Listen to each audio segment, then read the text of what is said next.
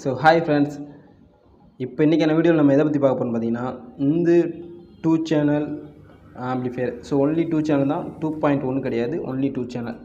So இந்த 2 channel ஆம்பிளிஃபையரில் நான் face பண்ண ப்ராப்ளம், அதாவது பார்த்தீங்கன்னா எனக்கு வந்த ஒரு சில ப்ராப்ளம். அது மட்டும் இல்லாமல் ஸோ இப்போ இந்த மாதிரி ஒரு 2 சேனல் ஆம்பிளிஃபையர் 12 வோல்ட் வச்சு க்ரியேட் பண்ணுறோம்னா எப்படி ப்ராப்ளம் வருது, அதை எப்படி நான் சமாளிக்கலாம் அப்படின்றத இந்த வீடியோவில் பார்க்கலாம்.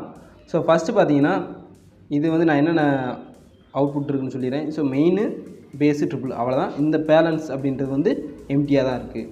ஸோ அவ்வளோதான், ஆன் ஆஃப் ஸ்விட்ச் வச்சுருக்கேன். வேறு இதில் எதுவுமே நான் எக்ஸ்ட்ரா சேர்க்கலை. ஸோ நெக்ஸ்ட்டு பார்த்தீங்க அப்படின்னா, வாங்க உள்ளே போகலாம். ஸோ உங்களுக்கு உள்ள டீட்டெயிலாக சொல்கிறேன். ஸோ இப்போ வந்து உள்ளே வந்தாச்சு. உள்ளே நம்ம பண்ணியிருக்கிறது பார்த்தீங்கன்னா, transformer, power supply board, buck converter, IC, பேஸ்டபிள் போர்ட், அடுத்து பார்த்தீங்கன்னா இங்கே நம்ம யூஎஸ்பி போர்ட். ஸோ அவ்வளோதான், மொத்தத்துக்கே இவ்வளோ தான் இருக்குது. இப்போ பார்த்தீங்கன்னா நான் இந்த பேஸ்டபிள் தான் ஃபஸ்ட்டு நான் யூஸ் பண்ணேன். ஸோ உங்களுக்கு இவ்வளோ ஸ்பேஸ் இருக்கிறத பார்த்தா தெரிஞ்சிருக்கும், ஏன் வந்துட்டு நீங்கள் சின்னூண்டாக போட்டிருக்கீங்க, சின்னதாக வச்சுருக்கீங்கன்னு உங்களுக்கு கேள்வி கேட்கலாம். ஸோ நான் யூஸ் பண்ண பேஸ்டபிள் பார்த்தீங்கன்னா இது தான். ஸோ இந்த பேஸ்டபிளில் பார்த்தீங்கன்னா நாய்ஸ் வந்துச்சு. ஸோ ஃபஸ்ட்டு பார்த்தீங்கன்னா இந்த பேஸ்டபிள்லேருந்து தான் நாய்ஸ் வருதான்னு எனக்கு தெரில. நான் என்ன நினச்சேன்னா, ட்ரான்ஸ்ஃபார்மர் வந்து சரியில்லைன்னு நினச்சிட்டேன். ஏன்னா நான் யூஸ் பண்ண ட்ரான்ஸ்ஃபார்மர் 12012 3 ஆம்ப் நான் உங்களுக்கு காமிக்கிறேன். So 12012 3 amp. ஸோ நான் இங்கே யூஸ் பண்ணது பார்த்தீங்கன்னா 12 ஒரு இதை பார்த்தீங்கன்னா நான் டேப் போட்டு ஒட்டிட்டேன். ஸோ இங்கே நம்ம யூஸ் பண்ணுறது 12 ஸோ அதுலேருந்து எடுத்து வந்து பக் கன்வெர்ட்டர் கொடுத்துருக்கோம். ஸோ பக் கன்வெர்ட்டர்லேருந்து எல்லாத்துக்குமே பவர் சப்ளை போகுது. இங்கே 12 வோல்ட் போகுது. அந்த 12 வோல்ட் இங்கே 78005 வழியாக தாண்டி 5 வோல்ட்டாக கன்வெர்ட் ஆகி இங்கே வருது. இங்கே நம்ம யூஎஸ்பி போர்டுக்கு வருது. ஸோ இங்கே பார்த்தீங்கன்னா இப்போ இவ்வளோ தான். 20 நிமிஷம். ஓகே. இப்போ நமக்கு நாய்ஸ் வர ஆரம்பிக்கும். நான் வந்து டவுட்டு பட்டது, அதாவது பார்த்தீங்கன்னா எனக்கு சந்தேகம் வந்தது பார்த்தீங்கன்னா இந்த ட்ரான்ஸ்ஃபார்மர் சரி அப்படின்றப்ப வேறு 12 வோல்ட் அடாப்டரவே டைரெக்டாக இங்கே கொடுத்து செக் பண்ணி பார்த்தேன். அப்பயும் அதே நாய்ஸ் வந்துச்சு. என்னடா இது அதே நாய்ஸ் வருதுன்னு சொல்லிட்டு இப்போ நான் இந்த பேஸ்டபிள் போட மட்டும் ஸ்கிப் பண்ணிட்டேன். ஸோ ஸ்கிப் பண்ணிவிட்டு இங்கேருந்து இந்த மெயின் வால்யூம்லேருந்து யூஎஸ்பிலேருந்து மெயின் வால்யூம்லேருந்து டேரெக்டாக இங்கே எடுத்துகிட்டு போய் வைக்கிறேன். ஸோ இங்கே இன்புட் கொடுக்குறப்ப பார்த்தீங்கன்னா எனக்கு எந்த ஒரு நாய்ஸுமே வரல.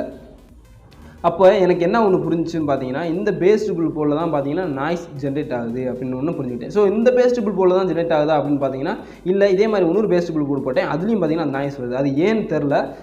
ஒருவேளை 12 வோல்ட் கொடுக்குறது கரெக்டாக இல்லையா, இல்லாட்டி வந்து எனக்கு கொடுக்க தெரிலையா அப்படின்றது எனக்கு தெரியவில்லை. ஸோ நான் வந்து கொடுக்குறப்ப பார்த்தீங்கன்னா இந்த பக் கன்வெர்ட்டர் தாண்டி கொடுக்குறப்ப ஆகட்டும். ஸோ ஏன் வந்து பக் கன்வெர்ட்டர் யூஸ் பண்ணுறேன்னா 12 வோல்ட் கரெக்டாக போகணுன்றதுக்காக தான். ஏன்னா நம்ம ட்ரான்ஸ்ஃபார்மர்லேருந்து இந்த கெப்பாசிட்டர் தாண்டி வரப்பலாம் பார்த்தீங்கன்னா 19 வோல்ட் வந்துடுது. ஸோ அந்த 19 வோல்ட்டை நம்ம டேரெக்டாக கொடுத்தோம் அப்படின்னா ஏதாவது ஐசிஸ் ஃபால்ட் வர வாய்ப்பு இருக்குது. ஸோ அதனால் பார்த்தீங்கன்னா நான் பக் கன்வெர்ட்டர் யூஸ் பண்ணி 12 வோல்ட் கரெக்டாக வச்சே கொடுத்தேன். ஸோ அப்படி இருந்துமே பார்த்தீங்கன்னா எனக்கு இந்த நாய்ஸ் ஜென்ரேஷன் வந்து இருந்துச்சு. ஸோ இப்போ நாய்ஸ் வந்து எப்படிலாம் ரெடியூஸ் பண்ணலான்னு பார்த்தீங்கன்னா, இந்த மாதிரி நானே ஒரு சர்க்யூட் போட்டேன். இந்த சர்க்யூட் பார்த்தீங்கன்னா ஆல்ரெடி ஆன்லைனில் அவைலபிள் இருக்குது. ஸோ இந்த சர்க்யூட் எப்படி மேக் பண்ணணும் அப்படின்னு சொல்லியே பார்த்தீங்கன்னா நான் கீழே லிங்க் கொடுக்குறேன். நீங்கள் போய் வேணால் செக் பண்ணி பார்த்துக்கோங்க. பேஸ்டபிள் சர்க்யூட் வந்து எப்படி மேக் பண்ணணும் வால்யூம் கண்ட்ரோல்லேருந்து அப்படின்னு சொல்லிட்டு போட்டிருப்பாங்க. ஸோ அதை பார்த்தீங்கன்னா ரைட்டுக்கும் லெஃப்ட்டுக்கும் வச்சு நானே ஜென்ரேட் பண்ணி போட்டப்போ பார்த்தீங்கன்னா எனக்கு இந்த மாதிரி போட்டப்போ எந்த ஒரு ப்ராப்ளமுமே வரல. பேஸ்டபிள் பார்த்தீங்கன்னா கரெக்டாக வந்துச்சு. ஸோ இதனால் நான் என்ன சொல்ல வரேன்னு பார்த்தீங்கன்னா, உங்களுக்கு ஒரு வேளை வந்து இந்த மாதிரி பிடி போர்டு யூஸ் பண்ணுறப்போ உங்களுக்கு நாய்ஸ் வந்துச்சு அப்படின்னா பிடி போர்டை ஸ்கிப் பண்ணி பாருங்கள். நாய்ஸ் இல்லை, பிடி போர்டுனால தான் நாய்ஸ் வருது அப்படின்னா இந்த மாதிரி பேஸ்டபிள் போர்டு நீங்கள் போட்டு போயிருங்க. ஏன்ட்டுனா நான் வேறு பிடி போர்டு எடுத்து போடுறப்பையும் பார்த்தீங்கன்னா அதே நாய்ஸ் வந்து எனக்கு வருது. அது என்னன்னு தெரில. ஸோ பிடி போர்டு ப்ராப்ளமாக எனக்கு கனெக்ஷன்ஸ் கொடுக்க தெரிலையா அப்படின்றது தெரில. பட் நான் முடிஞ்சளவு கரெக்டாக தான் கனெக்ஷன்ஸ் கொடுத்துருந்தேன். அப்படி இருந்தாலுமே எனக்கு நாய்ஸ் வந்து ஜென்ரேட் ஆச்சு. ஸோ நான் அதனால் பார்த்தீங்கன்னா இந்த மாதிரி பிடி போர்டு வந்து நானே ஜென்ரேட் பண்ணி போட்டுக்கிட்டேன். ஸோ உங்களுக்கு இந்த வீடியோவில் நிறையா இன்ஃபர்மேஷன் தெரிஞ்சுக்கணும்னு நினைக்கிறேன். ஸோ ஒரு லெஃப்ட் ரைட் சேனல் க்ரியேட் பண்ணுறப்ப என்னென்ன ப்ராப்ளம் வரும்னு சொல்லியிருப்பேன். ஸோ நீங்கள் முடிஞ்ச அளவு பக் கன்வெர்ட்டர் யூஸ் பண்ணுங்கள். 3 ஆம்ப் யூஸ் பண்ணுறீங்கன்னா பக் கன்வெர்ட்டர் 3 ஆம்ப் இருக்கும். 3 ஆம்ப் பக் கன்வெர்ட்டர் யூஸ் பண்ணுங்கள். ஸோ குவாலிட்டியும் நல்லாயிருக்கும், உங்களுக்கு ஐசியும் ஹீட் ஆகாது. ஸோ எல்லாமே பக்காவாக இருக்கும். டெமோ வீடியோ வந்து பின்னாடி வருது, மறக்காமல் பாருங்கள்.